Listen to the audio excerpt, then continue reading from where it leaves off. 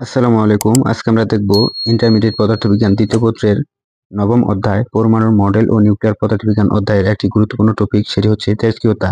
তেজস্ক্রিয়তা বলতে একটি স্বতন্ত্র পরমাণুর পরিবর্তন বোঝায় এবং সমগ্র বস্তুখণ্ডের পরিবর্তন বোঝায় না। এই বিষয়টি আমাদের মনে রাখতে হবে। তেজস্ক্রিয় একটি স্বতঃস্ফূর্ত আকস্মিক ঘটনা, অর্থাৎ কোন মুহূর্তে কোন পরমাণুটি ভেঙে যাবে তা নির্দিষ্ট করে বলা অসম্ভব।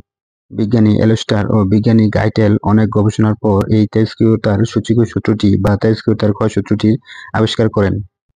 তেজস্ক্রিয়তার ক্ষয়সূত্রটি হল তেজস্ক্রিয় পরমাণুর ভাঙনের হার ওই সময়ে উপস্থিত অক্ষত পরমাণুর সংখ্যার সমানুপাতিক। মনে করি এখানে পদার্থ রয়েছে, এই পদার্থতে মোট পরমাণুর সংখ্যা হয়েছে n0 এবং t সময় পর এই পদার্থের মোট পরমাণুর সংখ্যা হয়ে গেল n, অর্থাৎ ক্ষয় যাওয়ার পর পরমাণুর সংখ্যা হয়ে গেছে n। তাহলে আমরা বলতে পারি যে অল্প সময়ের মধ্যে আমাদের অল্প পরিমাণ পরমাণু ক্ষয় হয়ে যাবে বা অল্প পরিমাণ পরমাণু ধ্বংস হয়ে যাবে।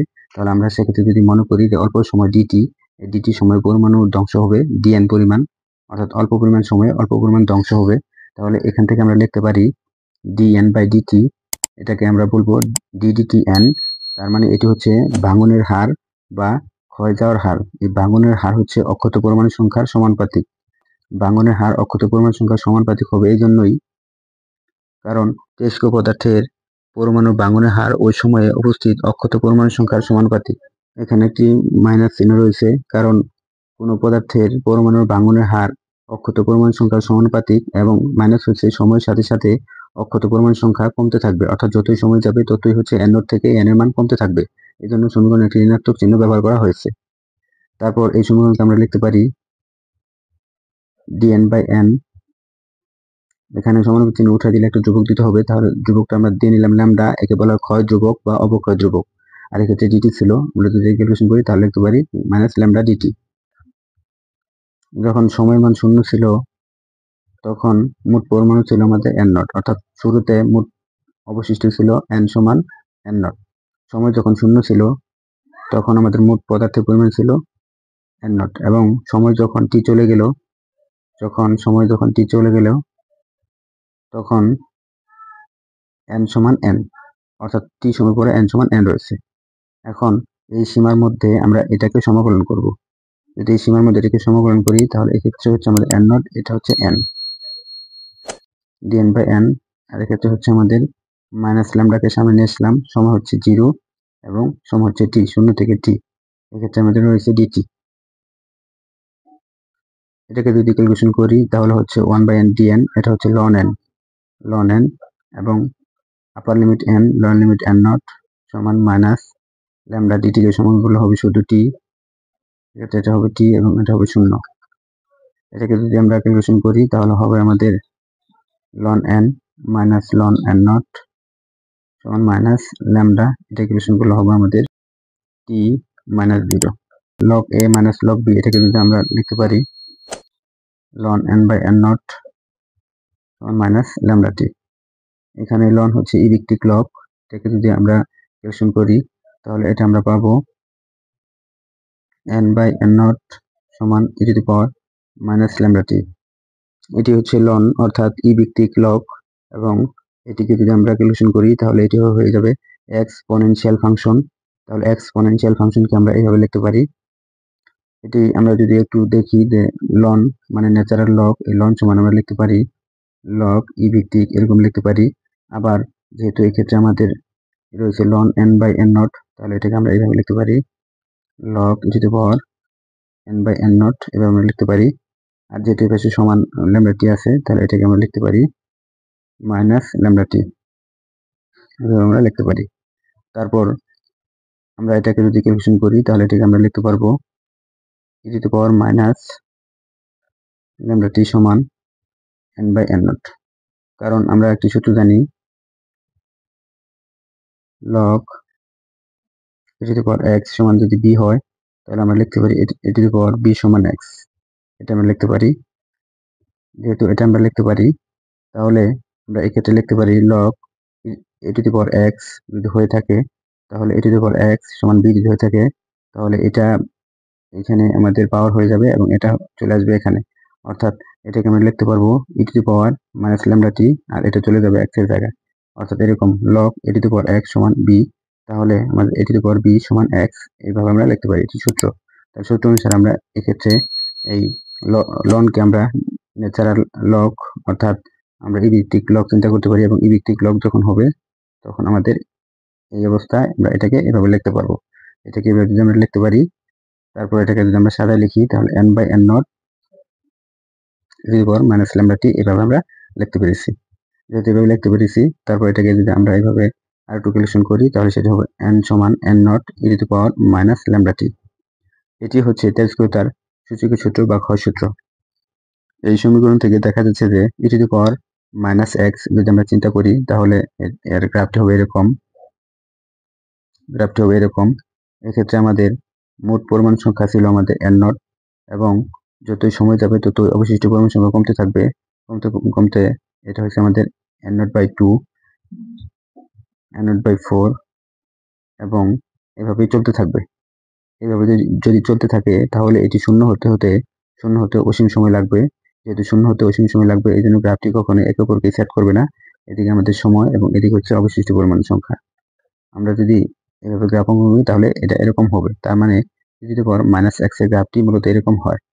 আমরা যদি একটু বিস্তারিত দেখি যে E to the power minus X এর গ্রাফটি আসলে এরকম কিভাবে হয়েছে, এটা আমরা একটু বিস্তারিত যদি দেখি, E to the power minus X এটাকে আমরা এইভাবে লিখতে পারি y সমান E to the power minus X, বা এটাকে আমরা লিখতে পারি 1 by E to the power X, বা এটাকে আমরা লিখতে পারি 1 বাই ই পাওয়ার হচ্ছে এক্স।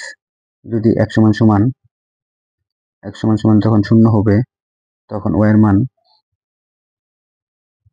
1 হবে। কারণ x এর মান যখন শূন্য তখন y এর মান হচ্ছে আমাদের 1, অর্থাৎ y এর মান 1। আবার যখন এই x এর মান শূন্য না 1 হবে তখন এর মান হবে 1 বাই ই, এবং 1 বাই ই কে যদি ক্যালকুলেশন করা হয় এর মান পাবো আমরা 0.37, অর্থাৎ y এর মান আমরা পেয়েছি 0.37। x সমান 1 হলে y সমান এরকম। আবার x সমান 2 হলে y সমান আমরা দেখতে পারবো, x সমান যদি 2 হয় তাহলে y সমান আমরা লিখবো 1 by E E to the পাওয়ার 2, অর্থাৎ এরকম আমরা লিখতে পারবো। এবং এটা মান যদি আমরা হিসাব করি 0.14। সুতরাং দেখা যাচ্ছে যে যতই x এর মান বৃদ্ধি পাচ্ছে, অর্থাৎ x সমান 0 হলে y সমান 1 হয়, এবং x সমান 1 হলে y সমান আমরা পেয়েছি 0.37, এবং x সমান 2 হলে y সমান আমরা পেয়েছি 0.14। অর্থাৎ যতই x এর মান বৃদ্ধি পাচ্ছে, এভাবে x এর মান যখন 3 হবে ততই y এর মান ধীরে ধীরে কমতে থাকবে। অর্থাৎ 1 থেকে 0.37 হয়েছে, এবং তারপর হচ্ছে 0.14। y এর মান ধীরে ধীরে কমতে শুরু করেছে। y এর মান যেহেতু ধীরে ধীরে কমতে শুরু করেছে, এই জন্য আমরা বলবো যে x এর মান যতই বাড়বে ততই y এর মান ধীরে ধীরে কমতে থাকবে। এই জন্য যখন x সমান আমাদের 0 হয়েছিল তখন এর মান পেয়েছি আমরা 1, অর্থাৎ এই মানটি ছিল আমাদের 1 y এর মান। এবং যখন x সমান আমরা ওই 1 বসিয়েছি তখন y এর মান ছিল 0.37, অর্থাৎ এই y এর মান ছিল আমাদের 0.37, অর্থাৎ এরকম নিচে। যখন x সমান 2 বসিয়েছি তখন y এর মান ছিল 0.14, অর্থাৎ আরো কম। এই জন্য y এর মান হচ্ছে আরো কম। অর্থাৎ এইভাবে যদি আমরা একটি গ্রাফ অঙ্কন করি তাহলে ই টু দি পাওয়ার x এর গ্রাফটি এরকম হয়। সুতরাং এই তেজস্ক্রিয়তার ক্ষয় সূত্রের গ্রাফটিও এরকম হবে। আবার ঠিক একইভাবে ই টু দি পাওয়ার x এর গ্রাফ যদি আমরা চিন্তা করি, ই টু দি পাওয়ার x এর গ্রাফ যদি আমরা চিন্তা করি তাহলে ঠিক একইভাবে গ্রাফটি এরকম হবে। অর্থাৎ এই গ্রাফটি ঊর্ধ্বমুখী হবে, এরকম হবে। কারণ এই গ্রাফটি এরকম হওয়ার কারণ হচ্ছে যখন x এর মান ই টু দি পাওয়ার x, যখন x এর মান শূন্য হবে তখন y সমান হচ্ছে 1। x সমান 0 হলে y সমান হচ্ছে 1। আবার x সমান যখন 1 হবে তখন y সমান হবে E to the power x, x এর মান 1 হয় তাহলে এর মান 1, অর্থাৎ এই সমান 2.71। আবার x সমান 2 হলে y সমান হবে স্কোয়ার 5.42 এর কাছাকাছি। তখন যদি গ্রাফটি অঙ্কন করা হয় তাহলে y এর মান 1, অর্থাৎ এই যে y এর মান 1 মূল বিন্দু থেকে এটা মান ছিল 1। তারপর হয়েছে আমাদের 2.71, অর্থাৎ গ্রাফটা ঊর্ধ্বমুখী হবে, উপর দিকে হবে, যে এটা হয়। তারপর হয়েছে আমাদের 5.42, অর্থাৎ গ্রাফটা ঊর্ধ্বমুখী হয়েছে। তার মানে E to the power x এর গ্রাফটি এরকম হবে, এবং E to the power minus x এর গ্রাফটি E to the power minus x এর গ্রাফটি হচ্ছে নিম্নগামী, অর্থাৎ এরকম হবে। যেহেতু তেজস্ক্রিয়তা কখনো শেষ হয় না এবং এটি একটি লং প্রসেস প্রক্রিয়া। এই জন্য এই গ্রাফটি কখনোই এক চক্রকে সেট করবে না। অর্থাৎ আমাদের আরেকটি বিষয় মনে রাখতে হবে, কোনো গ্রাফের মধ্যে পরমাণুর সংখ্যা যদি বলা হয় তাহলে আমাদের হবে n নট এবং এক্ষেত্রে হবে আমাদের n, অর্থাৎ পরমাণু ধীরে ধীরে ক্ষয় যাচ্ছে এবং এক্ষেত্রে হচ্ছে 0, মূলবিন্দু হচ্ছে 0। আবার যদি কখনো যদি এরকমটা হয় যে পরমাণুর পদার্থের মোট ভরের কথা বলা হয়েছে, তখন ভরের ক্ষেত্রে তখন কিন্তু আমাদের গ্রাফটি এরকম ভাবে অঙ্কন করতে হবে। এক্ষেত্রে হবে আমাদের m নট, মোট পদার্থের ভর হচ্ছে m নট এবং অবশিষ্ট হচ্ছে m, এবং এক্ষেত্রে হচ্ছে এরকম। তখন সূত্রটি কিন্তু আমরা এইভাবে লিখবো, অবশিষ্ট পরমাণুর ভর হচ্ছে m সমান মোট পরমাণুর ভর হচ্ছে m naught to the power minus lambda T. এক্ষেত্রে ল্যামডা হচ্ছে অবক্ষয় ধ্রুবক বা ক্ষয় ধ্রুবক এবং টি হচ্ছে সময়, কত সময় পর কত অংশ ক্ষয় হবে আমরা এই সূত্র দিয়ে করতে পারবো। ভরের কথা বললে আমরা m সমান m naught E to the power minus lambda T বলবো, এবং অণুর সংখ্যা যদি বলে বা পরমাণু সংখ্যা যদি বলে তাহলে তখন আমরা লিখবো n সমান n naught E to the power minus lambda T. এই দুটি সূত্রের সাহায্যে আমরা যে কোনো ধরনের সৃজনশীল আমরা করতে পারবো। ভিডিওটি যদি ভালো লেগে থাকে তাহলে অবশ্যই চ্যানেলটি সাবস্ক্রাইব করে পাশে থাকা বেল আইকন অন করে দিবেন পরবর্তীতে এই ধরনের ভিডিও পাওয়ার জন্য। ধন্যবাদ।